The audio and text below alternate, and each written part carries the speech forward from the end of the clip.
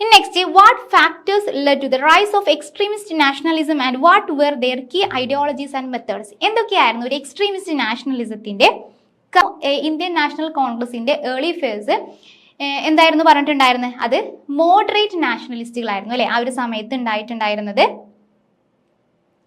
അപ്പോൾ ഈ ഒരു സമയത്ത് മോഡറേറ്റ് നാഷണലിസ്റ്റുകളായിരുന്നു ഉണ്ടായിരുന്നത്. മിസ് കമന്റ് ഓഫ് ചെയ്യാമോ? മെസ്സേജ് വന്നിട്ട് പഠിക്കാൻ പറ്റുന്നില്ല എന്നോ? നിങ്ങൾ കമന്റ്സ് നോക്കണ്ട, മെസ്സേജസ് നോക്കണ്ട, നിങ്ങൾ ജസ്റ്റ് ക്ലാസ് എടുക്കുന്നത് ഫോളോ ചെയ്യുക കേട്ടോ. നിങ്ങൾ കമന്റ്സ് മെയിൻ ചെയ്യേണ്ടെന്ന് വെച്ചാൽ മതി. അപ്പോൾ ഈ ഒരു എക്സ്ട്രീമിസ്റ്റ് നാഷണലിസത്തിന്റെ പ്രധാനപ്പെട്ട ഫാക്ടേഴ്സുകൾ എന്തൊക്കെയായിരുന്നു എന്നാണ് നമ്മൾ ഡിസ്കസ് ചെയ്യുന്നത്. അപ്പോൾ എന്തൊക്കെയായിരുന്നു ഇതിന്റെ കാരണങ്ങൾ എന്ന് നമുക്ക് നോക്കാം. അപ്പോൾ ഇന്ത്യൻ നാഷണൽ കോൺഗ്രസിന്റെ ഏർലി ഫേസ് നമ്മൾ പറഞ്ഞത് മിതവാദ രാഷ്ട്രീയമായിരുന്നു. അപ്പോൾ മോഡറേറ്റ് നാഷണലിസ്റ്റുകളായിരുന്നു. അതിനുശേഷം വന്നിട്ടുള്ളവരാണ് ഈ ഒരു എക്സ്ട്രീമിസ്റ്റ് നാഷണലിസ്റ്റുകൾ എന്ന് പറയുന്നത്. അപ്പോൾ തീവ്ര ദേശീയതയാണ് ഇവർ ഇതുകൊണ്ട് ഉദ്ദേശിച്ചിട്ടുണ്ടായിരുന്നത്. ഇതിന് കാരണമായിട്ടുള്ള പ്രധാനപ്പെട്ട ഘടകങ്ങൾ എന്തൊക്കെയായിരുന്നു എന്നാണ് നമ്മൾ നോക്കുന്നത്. അപ്പോൾ ഈ മിതവാദികൾ എന്ന് പറയുന്ന അവരുടെ സിസ്റ്റം എങ്ങനെയായിരുന്നു? പ്രേ പെറ്റീഷൻ പ്രൊട്ടസ്റ്റ് അല്ലെ. അവരുടെ പ്രധാനപ്പെട്ട സിസ്റ്റം എന്ന് പറയുന്നത് പ്രേ പെറ്റീഷൻ പ്രൊട്ടസ്റ്റ്. ഒന്നെങ്കിൽ എന്ത് ചെയ്യുക, അവർ ആദ്യം പ്രേ ചെയ്യും, അതിനുശേഷം അവരെന്ത് ചെയ്യും, പെറ്റീഷൻ കൊടുക്കും. അതില്ല എങ്കിൽ, അതിലൂടെയും കാര്യം നടന്നിട്ടില്ല എങ്കിൽ മാത്രമേ അവർ പ്രൊട്ടസ്റ്റ് ചെയ്യുകയുള്ളൂ. പക്ഷെ ഇതിലൂടെയൊന്നും കാര്യങ്ങൾ നേടിയെടുക്കാൻ കഴിയില്ല എന്ന് പിന്നീട് വന്നിട്ടുള്ള നേതാക്കന്മാർ വിശ്വസിക്കുകയുണ്ടായി. അപ്പൊ ഈ ഒരു മിതവാദികളുടെ മെല്ലെപ്പോക്ക് രീതികൾ, അതുപോലെ തന്നെ ബ്രിട്ടീഷുകാര് കൊണ്ടുവന്നിട്ടുള്ള ഈ ഒരു ബംഗാൾ വിഭജനത്തിന്റെ ഭാഗമായിട്ട് അവർ കൊണ്ടുവന്നിട്ടുള്ള കാര്യങ്ങൾ തുടങ്ങിയവയ്ക്ക് ഇന്ത്യയിലെ ഒരു എക്സ്ട്രീമിസ്റ്റ് നാഷണലിസം കൊണ്ടുവരാൻ കാരണമായി. അപ്പോൾ ഈ ഒരു മോഡറേറ്റ്സിന്റെ സ്ലോ മെത്തേഡ്സുകൾ, അതുപോലെ തന്നെ പാർട്ടീഷൻ ഓഫ് ബംഗാളൊക്കെയാണ് പ്രധാനമായിട്ടും ഈ ഒരു എക്സ്ട്രീമിസ്റ്റ് നാഷണലിസം ഇന്ത്യയിൽ ഉയർന്നു വരാൻ പ്രധാനമായിട്ടും കാരണമായിട്ടുണ്ടായിരുന്നത്. അപ്പോൾ ഈ ഒരു തീവ്രവാദികളെ പ്രധാനമായിട്ടും വിശ്വസിച്ചിട്ടുണ്ടായിരുന്നത് സ്വരാജിന് വേണ്ടിയിട്ടായിരുന്നു അവർ ആവശ്യപ്പെട്ടിട്ടുണ്ടായിരുന്നത്, സെൽഫ് റൂൾ. അതുപോലെ തന്നെ പെറ്റീഷനേക്കാൾ കൂടുതലായിട്ട് അവർ ഇമ്പോർട്ടൻസ് കൊടുത്തിട്ടുള്ളത് എന്തിനായിരുന്നു? മാസ് ആക്ഷൻസിനായിരുന്നു. മാസ് ആക്ഷൻസിലൂടെ കാര്യങ്ങൾ നേടിയെടുക്കുക എന്നായിരുന്നു അവരുടെ ഒരു സിസ്റ്റം എന്ന് പറയുന്നത്. അതുപോലെ ഇവരുടെ പ്രധാനപ്പെട്ട മെത്തേഡ്സ് എന്ന് പറയുന്നത് ബോയ്ക്കോട്ടുകൾ, അതുപോലെ സ്വദേശി മൂവ്മെന്റ്സുകൾ, പാസീവ് റെസിസ്റ്റൻസ്, ഇതിലൂടെയൊക്കെ കാര്യങ്ങൾ നേടിയെടുക്കുക എന്നായിരുന്നു അവർ വിശ്വസിച്ചിട്ടുണ്ടായിരുന്നത്. അല്ലാതെ ഈ ഒരു മോഡറേറ്റ്സുകൾ കാണിച്ച പോലെ പെറ്റീഷൻ പ്രൊട്ടസ്റ്റിനൊന്നും അവർ നിന്നിട്ടുണ്ടായിരുന്നില്ല. മാസ് ആക്ഷൻസിലൂടെയും അതുപോലെ തന്നെ ബഹിഷ്കരണം, അതുപോലെ സ്വദേശി പ്രസ്ഥാനം തുടങ്ങിയിട്ടുള്ള കാര്യങ്ങളിലൂടെയൊക്കെ കാര്യങ്ങൾ നേടിയെടുക്കാൻ വേണ്ടിയിട്ടായിരുന്നു അവർ ശ്രമിച്ചിട്ടുണ്ടായിരുന്നത്. അപ്പോൾ ഇതിലെ പ്രധാനപ്പെട്ട ലീഡേഴ്സ് ആയിട്ട് നമുക്ക് പറയാൻ കഴിയുന്നത് ബാലഗംഗാധര തിലക്, ലാലാ ലജ്പത് റായ്, അതുപോലെ തന്നെ ബിപിൻ ചന്ദ്രപാൽ തുടങ്ങിയിട്ടുള്ളവരൊക്കെയാണ്. ഇതാണ് എക്സ്ട്രീമിസ്റ്റ് നാഷണലിസത്തിന്റെ ഉദയത്തിലേക്ക് നയിച്ചുള്ള പ്രധാനപ്പെട്ട കാരണം. എന്തായിരുന്നു? മിതവാദികളുടെ ഈ ഒരു മെല്ലെപ്പോക്ക് സമ്പ്രദായം, അതുപോലെ തന്നെ ബംഗാളിന്റെ പാർട്ടീഷനൊക്കെ ആയിരുന്നു ഇതിന്റെ പ്രധാനപ്പെട്ട കാരണമായിട്ട് നമ്മൾ പറഞ്ഞത്. അതുപോലെ നമ്മൾ എക്സ്ട്രീമിസ്റ്റ് നാഷണലിസത്തെ കുറിച്ച് ഡിസ്കസ് ചെയ്തു. എക്സ്ട്രീമിസ്റ്റ് നാഷണലിസത്തിന്റെ കീ ലീഡേഴ്സിനെയും നമ്മൾ നോക്കി. നെക്സ്റ്റ് നമ്മൾ പറയുന്നത് what were the main objectives and significance of the Swadeshi and boycott movements that emerged during the anti-partition struggle in Bengal. അപ്പോൾ സ്വദേശി മൂവ്മെന്റ് അതുപോലെ തന്നെ ബഹിഷ്കരണ പ്രസ്ഥാനങ്ങൾ, ബോയ്ക്കോട്ട് മൂവ്മെന്റ് തുടങ്ങിയിട്ടുള്ള മൂവ്മെന്റ്, അത് എങ്ങനെയാണ് ഈ ഒരു പാർട്ടീഷൻ ഓഫ് ബംഗാൾ, അതുപോലെ ഇതെങ്ങനെയാണ് 1905 ബംഗാൾ വിഭജന വിരുദ്ധ പ്രസ്ഥാനത്തിലേക്ക് നയിച്ചിട്ടുണ്ടായിരുന്നത്? അതായത് സ്വദേശി മൂവ്മെന്റ്, ബോയ്ക്കോട്ട് മൂവ്മെന്റ്, ഇതിന്റെയൊക്കെ പ്രാധാന്യം എന്തായിരുന്നു? ഇത് 1905 ആന്റി പാർട്ടീഷൻ സ്ട്രഗിൾസിന്റെ ഭാഗമായിട്ടാണ് ഉയർന്നു വന്നിട്ടുണ്ടായിരുന്നത്. എന്തായിരുന്നു ഇതിന്റെ പ്രാധാന്യം? എന്തായിരുന്നു ഈ ഒരു ബോയ്ക്കോട്ട് മൂവ്മെന്റിന്റെ അല്ലെങ്കിൽ സ്വദേശി മൂവ്മെന്റിന്റെ പ്രാധാന്യം എന്നാണ് നമ്മൾ നോക്കാൻ പോകുന്നത്. 1905 ഈ ഒരു മൂവ്മെന്റ്സുകൾ ഉയർന്നു വന്നിട്ടായിരുന്നു. ഇതിന്റെ പ്രധാനപ്പെട്ട ലക്ഷ്യങ്ങൾ എന്തൊക്കെയായിരുന്നു? അവരുടെ ലക്ഷ്യങ്ങൾ എന്ന് പറയുന്നത് ബോയ്ക്കോട്ട് ഫോറിൻ ഗുഡ്സ്. അപ്പോൾ ബംഗാളിനെ വിഭജിച്ചതിന്റെ ഫലമായിട്ട് ആണ് ഈ ഒരു സ്വദേശി മൂവ്മെന്റ്, ബോയ്ക്കോട്ട് മൂവ്മെന്റ്സുകളൊക്കെ ഉയർന്നു വന്നിട്ടുണ്ടായിരുന്നത്. ഇവർ പ്രധാനമായിട്ടും കൊണ്ടുവന്നിട്ടുള്ള കാര്യങ്ങൾ എന്ന് പറയുന്നത് വിദേശ വസ്തുക്കൾ ബഹിഷ്കരിക്കുക എന്നായിരുന്നു. വിദേശ വസ്തുക്കൾ അവർ ബഹിഷ്കരിച്ചു. അതുപോലെ തന്നെ സ്വദേശി ഉൽപ്പന്നങ്ങൾ അവർ കൂടുതൽ പ്രോത്സാഹിപ്പിച്ചു. ഇന്ത്യയിൽ തന്നെ ഉണ്ടാക്കുന്ന കൂടുതൽ വസ്തുക്കളെ, സ്വദേശിയായിട്ട് ഇന്ത്യൻ നിർമ്മിത വസ്തുക്കൾ അവർ കൂടുതൽ പ്രോത്സാഹിപ്പിച്ചു. അതുപോലെ സ്വാശ്രയത്വം അവർ പ്രോത്സാഹിപ്പിക്കേണ്ട, അതായത് ആത്മശക്തി, സ്വാശ്രയത്വം അവർ പ്രോത്സാഹിപ്പിക്കുകയുണ്ടായി. അതുപോലെ തന്നെ ആളുകൾ ഇതിന്റെ ഭാഗമായിട്ട് വിദേശ തുണികളൊക്കെ കത്തിച്ചു. അതുപോലെ അവർ സ്വദേശികളായിട്ടുള്ള ആളുകൾ എന്ത് ചെയ്തു? സ്കൂളുകൾ, വ്യാപാര സ്ഥാപനങ്ങൾ ഇതൊക്കെ സ്ഥാപിക്കാൻ തുടങ്ങി. അപ്പോൾ ബംഗാൾ വിഭജനത്തിന്റെ ഫലമായിട്ടാണ് ഈ ഒരു സ്വദേശി മൂവ്മെന്റ് അതുപോലെ ബോയ്ക്കോട്ട് മൂവ്മെന്റ്സുകളൊക്കെ തുടങ്ങിയിട്ടുണ്ടായിരുന്നത്. ഇതിന്റെ പ്രധാനപ്പെട്ട ലക്ഷ്യങ്ങളായിട്ട് പറയുന്നത് എന്താണ്? ഇവിടെ പ്രധാനപ്പെട്ട ലക്ഷ്യങ്ങൾ എന്ന് പറയുന്നത് ബോയ്ക്കോട്ട് ഫോറിൻ ഗുഡ്സ്, അതുപോലെ പ്രൊമോട്ട് സ്വദേശി പ്രൊഡക്ട്സ്, എൻകറേജ് സെൽഫ് റിലയൻസ്, ഇതൊക്കെയായിരുന്നു. ഇതിന്റെ ഭാഗമായിട്ട് ആളുകൾ ഫോറിൻ ക്ലോത്തുകൾ ഇതൊക്കെ നശിപ്പിച്ചു. അതുപോലെ സ്വദേശി സ്കൂളുകൾ, ബിസിനസ് സ്ഥാപനങ്ങൾ, അതുപോലെ ഇതൊക്കെ അവർ ആരംഭിക്കാൻ തുടങ്ങി. സ്ത്രീകൾ വളരെ വലിയൊരു കൂട്ടമായിട്ട് ഗ്രൂപ്പുകളായിട്ട് ഈ ഒരു മൂവ്മെന്റിന്റെ ഭാഗമായിട്ട് മാറി. അപ്പൊ ആദ്യമായിട്ടാണ് സ്ത്രീകൾ ഈ ഒരു പ്രസ്ഥാനത്തിന്റെ ഭാഗമായിട്ട് മാറുന്നത്. അപ്പൊ സ്ത്രീകൾ എന്ത് ചെയ്തു? ഈ ഒരു പ്രസ്ഥാനത്തിന്റെ ഭാഗമായിട്ട് മാറുകയുണ്ടായി. ഇനി ഇതിന്റെ ഇമ്പാക്റ്റുകൾ എന്തൊക്കെയാണ്? Brought the masses into politics. ഇതിന്റെ ഫലമായിട്ട് ഈ ഒരു സ്വദേശി ബോയ്ക്കോട്ട് മൂവ്മെന്റിന്റെ ഫലമായിട്ട് ജനങ്ങൾ വലിയ രീതിയിൽ രാഷ്ട്രീയത്തിലേക്ക് കടന്നു വരാൻ തുടങ്ങി. അതുപോലെ തന്നെ കോൺഗ്രസിനെ ഒരു എക്സ്ട്രീമിസ്റ്റ് ലീഡർഷിപ്പിലേക്ക് മാറ്റി. അതുവരെ ഒരു മിതവാദ രാഷ്ട്രീയമായിരുന്നു അവിടെ നിലനിന്നിട്ടുണ്ടായിരുന്നത്. ഇതോടുകൂടി ഒരു ബോയ്ക്കോട്ട് മൂവ്മെന്റ്, സ്വദേശി മൂവ്മെന്റ് ഒക്കെ വന്നതോടുകൂടെ കോൺഗ്രസ് എന്ത് ചെയ്തു? ഒരു തീവ്രവാദ നേതൃത്വത്തിലേക്ക് മാറാൻ തുടങ്ങി. അതുപോലെ ഇവർ എന്ത് ചെയ്തു? സ്വരാജിന് വേണ്ടിയിട്ട് ഇവർ വാദിച്ചു. അപ്പോൾ നോൺ കോർപ്പറേഷൻ മൂവ്മെന്റ് ഗാന്ധിജിയുടെ നേതൃത്വത്തിൽ തുടങ്ങിയതൊക്കെ ഈ ഒരു ബോയ്ക്കോട്ട് അതുപോലെ സ്വദേശി മൂവ്മെന്റുകളിൽ നിന്ന് ഇൻസ്പിരേഷൻസ് ഉൾക്കൊണ്ടുകൊണ്ടായിരുന്നു. അപ്പൊ ഇതിനൊക്കെ കാരണമാകാൻ ഈ ഒരു സ്വദേശി ബോയ്ക്കോട്ട് മൂവ്മെന്റുകൾക്ക് കഴിഞ്ഞു. അപ്പൊ അതിന്റെ കോസസ്, അതുപോലെ തന്നെ അതിന്റെ ഗോൾസ്, അതുപോലെ അതിന്റെ ഇമ്പാക്റ്റ് ആണ് നമ്മൾ ഡിസ്കസ് ചെയ്ത്. നെക്സ്റ്റ് നമ്മൾ ഡിസ്കസ് ചെയ്യുന്നത് what was the nature and impact of the revolutionary movement in India. അപ്പൊ ഇന്ത്യയിൽ ഒരുപാട് റെവല്യൂഷണറി മൂവ്മെന്റ്സുകൾ ഉയർന്നു വന്നിട്ടുണ്ടായിരുന്നു. അതിന്റെ പ്രധാനപ്പെട്ട നാച്ചർ എന്തൊക്കെയാണ്, അതുപോലെ തന്നെ അതിന്റെ ഇമ്പാക്റ്റുകൾ എന്തൊക്കെയാണെന്ന് നമുക്ക് നോക്കാം.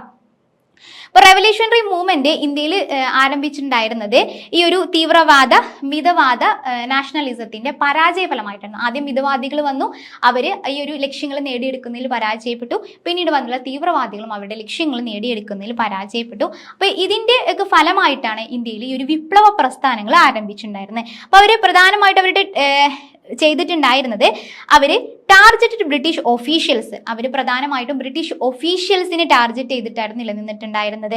അതുപോലെ അവരെന്ത് ചെയ്തു? ഒരുപാട് കൊലപാതകങ്ങൾ, കൂട്ടക്കൊലകളൊക്കെ അവർ ആസൂത്രണം ചെയ്തിട്ടുണ്ടായിരുന്നു. അവരുടെ ഒരു ഐഡിയാസ് സ്പ്രെഡ് ചെയ്യാൻ വേണ്ടിയിട്ട് അവർ ഒരുപാട് ഗ്രൂപ്പ്സുകൾ ക്രിയേറ്റ് ചെയ്തിട്ടുണ്ടായിരുന്നു. അനുശീലൻ സമിതി, ജുഗാന്തർ പാർട്ടി പോലുള്ള ഒരുപാട് ഗ്രൂപ്പ്സുകൾ അവർ ഇത്തരത്തിൽ അവരുടെ ഐഡിയാസ് വ്യാപിപ്പിക്കാൻ വേണ്ടിയിട്ട് അവർ കൊണ്ടുവന്നിട്ടുണ്ടായിരുന്നു. ഇനി ഒരു മൂവ്മെന്റ്സിന്റെ പ്രധാനപ്പെട്ട ഇമ്പാക്ട്സുകൾ എന്തായിരുന്നു? ഇതിന് പ്രധാനപ്പെട്ട ഇമ്പാക്റ്റ് എന്ന് പറയുന്നത് അവർക്ക് ആവശ്യമായ റിസോഴ്സുകളൊന്നും ലഭ്യമായിട്ടുണ്ടായിരുന്നില്ല. അതുപോലെ തന്നെ പൊതുജനത്തിന്റെ ഒരു എന്ത് ചെയ്തിട്ടുണ്ടായിരുന്നില്ല, അവർക്ക് പൊതുജനത്തിന്റെ ഒരു ഹെൽപ്പ് അവർക്ക് കിട്ടിയിട്ടുണ്ടായിരുന്നില്ല. പൊതുജനത്തിൽ നിന്നൊരു സപ്പോർട്ടും അവർക്ക് കിട്ടിയിട്ടുണ്ടായിരുന്നില്ല. കാരണം ഇത് വിപ്ലവ പ്രസ്ഥാനങ്ങളാണ്. അവരുടെ പ്രധാനപ്പെട്ട ലക്ഷ്യം എന്തായിരുന്നു? ബ്രിട്ടീഷ് ഉദ്യോഗസ്ഥരെ ലക്ഷ്യമിട്ട് അവരെ കൂട്ടക്കൊല ചെയ്യുക, അതുപോലെ തന്നെ ഗൂഢാലോചനകൾ നടത്തുക, ഇതൊക്കെയായിരുന്നു അവരുടെ പ്രധാനപ്പെട്ട ലക്ഷ്യങ്ങൾ. അതുകൊണ്ട് തന്നെ പൊതുജനത്തിന്റെ ഒരു സപ്പോർട്ട് അവർക്ക് കിട്ടിയിട്ടുണ്ടായിരുന്നില്ല. എന്നിരുന്നാൽ കൂടിയും ഭഗത് സിംഗ്, അതുപോലെ തന്നെ ചന്ദ്രശേഖർ ആസാദ് പോലുള്ള ഒരുപാട് നേതാക്കന്മാരെ വാർത്തെടുക്കാൻ വേണ്ടിയിട്ട് ഈ ഒരു വിപ്ലവ പ്രസ്ഥാനങ്ങൾക്ക് കഴിയുകയുണ്ടായി. അതതിന്റെ പ്രധാനപ്പെട്ട ഇമ്പാക്റ്റ് ആയിട്ട് നമുക്ക് പറയാൻ കഴിയുന്നുണ്ട്. അപ്പോൾ ഇതിന്റെ പ്രധാനപ്പെട്ട ഇമ്പാക്റ്റ് ആയിട്ട് നമുക്ക് പറയാൻ കഴിയുന്ന എന്താണ്? ഒരുപാട് നേതാക്കന്മാരെ വളർത്തിയെടുക്കുന്നതിന് ഈ ഒരു വിപ്ലവ പ്രസ്ഥാനങ്ങൾ കാരണമായിട്ടുണ്ട്. നെക്സ്റ്റ് നമ്മൾ ഡിസ്കസ് ചെയ്യുന്നത് describe the Santhal rebellion, what were its cause and significance. അപ്പൊ എന്താണ് സാന്താൾ റെബലിയൻ? സാന്താൾ റെബലിയന് 1855-57 കാലഘട്ടത്തിൽ നടന്നിട്ടുള്ള റെബലിയനാണ് സാന്താൾ റെബലിയൻ. എന്തൊക്കെയാണ് അതിന്റെ കോസസ്, അതുപോലെ തന്നെ അതിന്റെ സിഗ്നിഫിക്കൻസ് എന്തൊക്കെയാണ്? അപ്പൊ സാന്താൾ കലാപം എന്ന് പറയുന്നത് ബ്രിട്ടീഷുകാർക്ക് ഇന്ത്യയിൽ നേരിടേണ്ടി വന്നിട്ടുള്ള വലിയ ഒരു ഗോത്രവർഗ കലാപമാണ്. അതാണ് ഈ ഒരു സാന്താൾ കലാപം എന്ന് പറയുന്നത്. ബീഹാർ, ബംഗാൾ മേഖലയിലായിരുന്നു ഈ ഒരു കലാപം പ്രധാനമായിട്ടും നടന്നിട്ടുണ്ടായിരുന്നത്. ഇവിടുത്തെ ഗോത്രവർഗ വിഭാഗക്കാരാണ് ഈ ഒരു കലാപത്തിന് നയിച്ചിട്ടുണ്ടായിരുന്നത്. അപ്പൊ ബ്രിട്ടീഷുകാര് ശാശ്വത ഭൂനികുതി വ്യവസ്ഥ നടപ്പിലാക്കിയപ്പോൾ സാന്താൾ കർഷകരെ കാലങ്ങളായിട്ട് കൃഷി ചെയ്തിട്ടുണ്ടായിരുന്ന ഭൂമികളൊക്കെ ജമീന്ദാർമാരുടെ കീഴിലായി. ഇതാണ് ഈ ഒരു സാന്താൾ കലാപത്തിന്റെ പ്രധാനപ്പെട്ട കാരണം എന്ന് പറയുന്നത്. അപ്പൊ അവര് കൃഷി ചെയ്തിട്ടുണ്ടായിരുന്ന അവരുടെ ഭൂമി ജമീന്ദാർമാരുടെ കയ്യിലായി. അങ്ങനെ ജമീന്ദാർമാരും ഈ ഒരു സാന്താളുകളിൽ നിന്ന് വലിയ രീതിയിലുള്ള നികുതി ഈടാക്കാൻ തുടങ്ങി. അതുപോലെ തന്നെ നിർബന്ധിതമായ പല വേലക്കും ഇവർ നിർബന്ധിതരാകുകയുണ്ടായി. കൂടാതെ റെയിൽവേ സൈറ്റുകളൊക്കെ പണിയെടുത്തിട്ടുണ്ടായിരുന്ന സാന്താൾ സ്ത്രീകളെ അവർ ലൈംഗികമായിട്ട് ഉപയോഗിക്കാനും തുടങ്ങി. ഇതൊക്കെയായിരുന്നു പ്രധാനമായിട്ടും ഈ ഒരു സാന്താൾ കലാപത്തിന്റെ കോസുകളായിട്ട് നമുക്ക് പറയാൻ കഴിയുന്നത്. അപ്പോൾ ഈ ഒരു സാന്താൾസ് എന്ന് പറയുന്നത് എന്താണ്, അവര് ഗോത്ര വിഭാഗക്കാരായിരുന്നു. പെർമനന്റ് സെറ്റിൽമെന്റ് കൊണ്ടുവന്നതോടുകൂടി അവർക്ക് അവരുടെ ഭൂമി നഷ്ടപ്പെട്ടു. അതുപോലെ തന്നെ അവര് കൂടുതൽ ഭൂനികുതി കൊടുക്കാൻ അവർ നിർബന്ധിതരാവുകയുണ്ടായി. അപ്പോൾ ഈ ഒരു ജമീന്ദർമാരെ അവരെ നിർബന്ധിച്ച് പല ജോലികളും ചെയ്യുകയുണ്ടായി. കൂടാതെ അവര് ഈ ഒരു സ്ത്രീകളെയൊക്കെ ഒരു സെക്ഷുവലി എക്സ്പ്ലോയിറ്റ് ചെയ്യുകയുണ്ടായി. കൂടാതെ എന്താ ചെയ്തത്, അവര് ഈ ഒരു പണമിടപാടുകാരുടെ കയ്യിൽ നിന്ന് പലിശക്ക് പണം കടം വാങ്ങാൻ നിർബന്ധരായി. കാരണം ജമീന്ദന്മാർക്ക് നികുതി കൊടുക്കണമായിരുന്നു. അപ്പോൾ പണമിടപാടുകാരും അവരെ ചൂഷണം ചെയ്യാൻ തുടങ്ങി. അപ്പോൾ അവര് പണമിടപാടുകാർക്കും ജമീന്ദാർമാർക്കും എതിരായിട്ട് ഒരു കലാപം നയിക്കുകയുണ്ടായി. ഇതാണ് സാന്താൾ കലാപം എന്ന് പറയുന്നത്. ഈ സാന്താൾ കലാപം ബ്രിട്ടീഷുകാർക്ക് ഇന്ത്യയിൽ നിന്ന് നേരിടേണ്ടി വന്നിട്ടുള്ള ഏറ്റവും വലിയ ഗോത്രവർഗ കലാപമായിരുന്നു. അപ്പോൾ സാന്താൾ കലാപത്തിൽ സിദ്ധു ഖാൻ തുടങ്ങിയിട്ടുള്ളവരായിരുന്നു അതിന്റെ പ്രധാനപ്പെട്ട നേതാക്കന്മാര്. സാന്താൾ കലാപം താമസിയാതെ എന്ത് ചെയ്തു, അക്രമാസക്തമാവുകയുണ്ടായി. കലാപകാരികൾ ജമീന്ദർമാരെയും അതുപോലെ തന്നെ എന്ത് ചെയ്തു, മഹാജനന്മാരെയും അവർക്ക് പലിശക്ക് പണം കടം കൊടുത്തിട്ടുള്ള പണമിടപാടുകാരെയൊക്കെ ആക്രമിക്കുകയും വീടുകൾ കൊള്ളയടിക്കുകയും പോലീസ് സ്റ്റേഷനുകൾ, റെയിൽവേ സ്റ്റേഷനുകൾ ഇതൊക്കെ നശിപ്പിക്കുകയും ചെയ്തു. എന്നാൽ ബ്രിട്ടീഷുകാരെന്ത് ചെയ്തു, അവർ വളരെ ശക്തമായി തന്നെ ഈ ഒരു കലാപം അടിച്ചമർത്തുകയുണ്ടായി. അങ്ങനെ ഇതിന്റെ ഫലമായിട്ട് 15,000-ഓളം പേര് ഈ ഒരു കലാപത്തിൽ കൊല്ലപ്പെട്ടിട്ടുണ്ട്. സിദ്ധു ഖാൻ തുടങ്ങിയിട്ടുള്ള നേതാക്കന്മാരൊക്കെ വധശിക്ഷയ്ക്ക് വിധേയരായിട്ടുണ്ടായിരുന്നു. അപ്പോൾ അനേകം ഗ്രാമങ്ങളും ഇതിന്റെ ഫലമായിട്ട് നശിപ്പിക്കപ്പെട്ടിട്ടുണ്ടായിരുന്നു.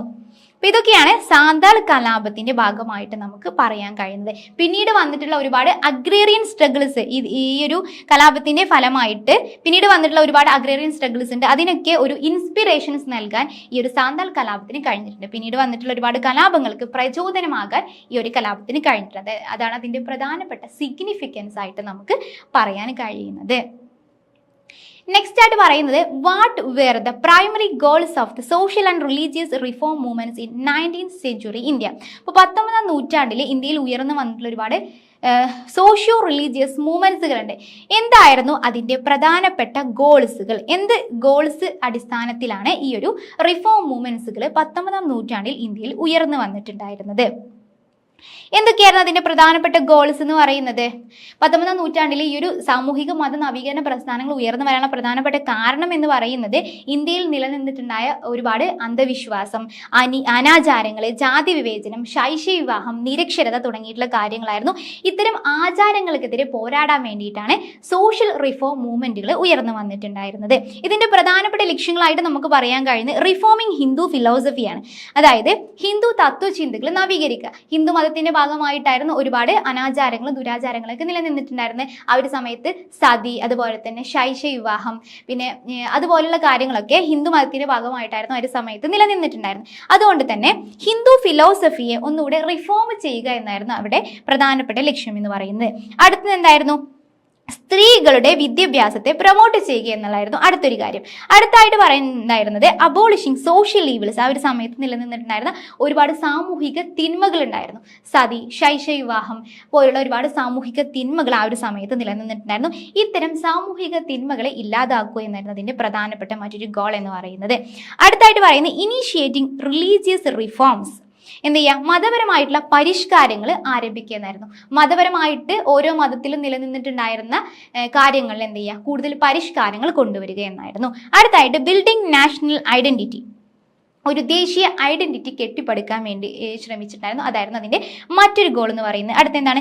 Fostering intellectual awakening. ഒരു ഭൗതിക ഉണർവ് ആളുകളിൽ ഉണ്ടാക്കുക എന്നായിരുന്നു ഇതിന്റെ അടുത്തൊരു ഗോൾ എന്ന് പറയുന്നത്. അപ്പോൾ 19ാം നൂറ്റാണ്ടിൽ ഉയർന്നു വന്നിട്ടുണ്ടായിരുന്ന സോഷ്യൽ റിഫോം മൂവ്മെന്റിന്റെ പ്രധാനപ്പെട്ട ഗോൾസുകൾ എന്തൊക്കെയായിരുന്നു? അവരുടെ പ്രധാനപ്പെട്ട ലക്ഷ്യങ്ങൾ എന്ന് പറയുന്നത് ഹിന്ദു തത്വചിന്തയുടെ നവീകരണം, അതുപോലെ തന്നെ വുമൺ എഡ്യൂക്കേഷനെ പ്രൊമോട്ട് ചെയ്യുക, സോഷ്യൽ ഈവിൾസുകളെ നമ്മുടെ സമൂഹത്തിൽ നിന്ന് ഇല്ലാതാക്കുക, അതുപോലെ റിലീജിയസ് റിഫോംസ് കൊണ്ടുവരിക, ഒരു നാഷണൽ ഐഡന്റിറ്റി ബിൽഡ് ചെയ്തെടുക്കുക, ഒരു ഇന്റലക്ച്വൽ അവേക്കിങ്ങിനെ ഉണർത്തിയെടുക്കുക തുടങ്ങിയിട്ടുള്ളവയ്ക്കായിരുന്നു. അപ്പൊ അടുത്തായിട്ട് നമ്മൾ പറയുന്നത് highlight the contributions of Jyotiba Phule and Rajaram Mohan Roy to social reform in India. അപ്പൊ നമ്മൾ ഈ ഒരു സോഷ്യൽ റിഫോം മൂവ്മെന്റ് പറയുന്ന സമയത്ത് അതിൽ ഏറ്റവും ഇമ്പോർട്ടൻ്റ് ആയിട്ട് നമുക്ക് പറയാൻ കഴിയുന്നത് ആരാണ്? ഒരു സാമൂഹിക പരിഷ്കരണ നേതാവായിട്ട് നമുക്ക് പറയാൻ കഴിയുന്നതാണ് രാജാറാം മോഹൻ റോയ്, അതുപോലെ തന്നെ ജ്യോതിബ ഫൂലെ. ഇവരെന്നാണ് പ്രധാനപ്പെട്ട സാമൂഹിക മതപരിഷ്കരണ പ്രസ്ഥാനത്തിന്റെ നേതാക്കന്മാരായിട്ട് നമുക്ക് പറയാൻ കഴിയുന്നത്. അതിൽ ഈ ഒരു ജ്യോതിബ ഫൂലെ എന്ന് പറയുന്നത് ഇന്ത്യയിലെ ജാതി വിരുദ്ധ ബ്രാഹ്മണ വിരുദ്ധ പ്രസ്ഥാനത്തിന്റെ യഥാർത്ഥ ശില്പിയായിട്ടാണ് നമ്മൾ ജ്യോതിബ ഫൂലെ അല്ലെങ്കിൽ ജ്യോതിറാവ് ഫൂലെയെ കാണുന്നത്. അദ്ദേഹം പ്രധാനമായിട്ടും അദ്ദേഹം നടത്തിയിട്ടുണ്ടായിരുന്ന കാര്യങ്ങൾ എന്ന് പറയുന്നത് പെൺകുട്ടികൾക്ക് വേണ്ടി അതുപോലെ തന്നെ അൺടച്ചബിൾസിനൊക്കെ വേണ്ടിയിട്ട് എന്ത് ചെയ്തു, അദ്ദേഹം സ്കൂൾസുകൾ സ്ഥാപിച്ചിട്ടുണ്ടായിരുന്നു. അപ്പോൾ സ്ത്രീകളുടെ അവകാശങ്ങൾക്ക് വേണ്ടി അദ്ദേഹം ശ്രമിച്ചിട്ടുണ്ടായിരുന്നു. കൂടാതെ പെൺകുട്ടികൾക്ക് വേണ്ടിയിട്ട് അൺടച്ചബിൾസിന് വേണ്ടിയിട്ടൊക്കെയുള്ള സ്കൂളുകൾ അദ്ദേഹം ഓപ്പൺ ചെയ്തു. അതുപോലെ അദ്ദേഹത്തിൻ്റെ ഒരു കൊണ്ടുവന്നിട്ടുള്ള ഒരു പ്രസ്ഥാനമായിരുന്നു സത്യശോധക് സമാജം എന്ന് പറയുന്നത്. അപ്പോൾ ഈ ഒരു സത്യശോധക് സമാജം ബ്രാഹ്മണല്ലാത്തവരുടെ ആത്മാഭിമാനത്തെ വളർത്തുന്നതിന് വേണ്ടിയിട്ടായിരുന്നു ശ്രമിച്ചിട്ടുണ്ടായിരുന്നത്. അപ്പോൾ ജ്യോതിബ ഫൂലെ അദ്ദേഹം ഇന്ത്യയിലെ ജാതി വിരുദ്ധ ബ്രാഹ്മണ വിരുദ്ധ പ്രസ്ഥാനങ്ങളുടെ യഥാർത്ഥ ശില്പിയായിരുന്നു. ജ്യോതിറാവ് ഫൂലെ എന്ന പേരിലും അദ്ദേഹം അറിയപ്പെടുന്നുണ്ട്. സ്ത്രീകളുടെ സാമൂഹിക പദവി ഉയർത്താനുള്ള ശ്രമങ്ങൾ അദ്ദേഹം ആരംഭിച്ചു. സ്ത്രീകളുടെ അവകാശങ്ങൾക്ക് വേണ്ടി അദ്ദേഹം പോരാടിയിട്ടുണ്ട്. പെൺകുട്ടികൾക്കും അൺടച്ചബിൾസിനും വേണ്ടിയിട്ടുള്ള സ്കൂളുകൾ അദ്ദേഹം തുറന്നിട്ടുണ്ടായിരുന്നു. സ്ത്രീ പുരുഷ സമത്വത്തിന് വേണ്ടിയിട്ട് അദ്ദേഹം അഭ്യർത്ഥിച്ചിട്ടുണ്ടായിരുന്നു. വിധവ പുനർവിവാഹത്തിന് ആവശ്യമായുള്ള നടപടിക്രമങ്ങൾ അദ്ദേഹം എടുത്തിട്ടുണ്ടായിരുന്നു. അതുപോലെ തന്നെ ബ്രാഹ്മണരല്ലാത്തവരുടെ ആത്മാഭിമാനം വളർത്തുന്നതിന് വേണ്ടിയിട്ട് അദ്ദേഹം കൊണ്ടുവന്നിട്ടുണ്ടായിരുന്ന ഒരു സമാജമായിരുന്നു സത്യശോധക് സമാജം എന്ന് പറയുന്നത്. അടുത്തായിട്ട് നമ്മൾ പറയുന്നതാണ് രാജാറാം മോഹൻ റോയ്. രാജാറാം മോഹൻ റോയ് ആരാണ്? ആധുനിക ഇന്ത്യയുടെ പിതാവ് അല്ലെങ്കിൽ നവോത്ഥാനത്തിന്റെ പിതാവ് എന്ന പേരിലൊക്കെയാണ് രാജാറാം മോഹൻ റോയ് അറിയപ്പെടുന്നത്.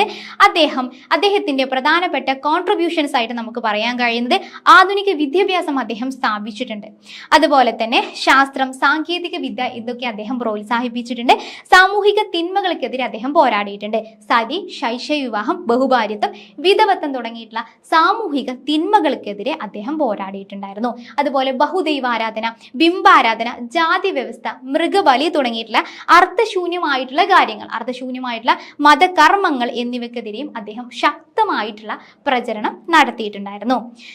അദ്ദേഹം കൊണ്ടുവന്നിട്ടുള്ള ഒരു സംഘടനയായിരുന്നു, അദ്ദേഹത്തിന്റെ സംഘടനയായിരുന്നു ബ്രഹ്മസമാജം. ഈ ഒരു ബ്രഹ്മസമാജത്തിന്റെ ലക്ഷ്യം എന്ന് പറയുന്നത് എന്തായിരുന്നു? ഏകദൈവാരാധന പ്രോത്സാഹിപ്പിക്കുക, അതുപോലെ തന്നെ വിഗ്രഹാരാധന നിരസിക്കുക എന്നുള്ളതായിരുന്നു. അപ്പൊ ജ്യോതിബ ഫൂലെയും രാജാറാം മോഹൻ റോയും പ്രധാനപ്പെട്ട സാമൂഹിക പരിഷ്കർത്താക്കളാണ്. അവരുടെ കോൺട്രിബ്യൂഷൻസ് ആണ് നമ്മളിപ്പോൾ ഡിസ്കസ് ചെയ്തത്.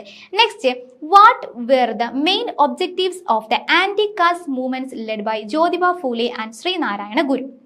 അപ്പൊ ജ്യോതിബ ഫൂലെയാണ് നമ്മളിപ്പോൾ പറഞ്ഞത് അല്ലെ. അപ്പൊ ജ്യോതിബ ഫൂലെ ഇന്ത്യയിലെ ജാതി വിരുദ്ധ ബ്രാഹ്മണ വിരുദ്ധ പ്രസ്ഥാനത്തിന്റെ യഥാർത്ഥ ശില്പിയായിരുന്നു. അപ്പൊ അതുപോലെ തന്നെ ശ്രീനാരായണ ഗുരുവിന്റെയും ജ്യോതിബ ഫൂലെയുടെയും മൂവ്മെന്റ്സിന്റെ പ്രധാനപ്പെട്ട ഒബ്ജക്റ്റീവ്സുകൾ എന്തൊക്കെയായിരുന്നു? അപ്പൊ ജ്യോതിബ ഫൂലെയുടെ മൂവ്മെന്റ്, അദ്ദേഹത്തിന്റെ പ്രധാനപ്പെട്ട സംഘടന ഏതായിരുന്നു? സത്യശോധക് സമാജമായിരുന്നു അല്ലെ.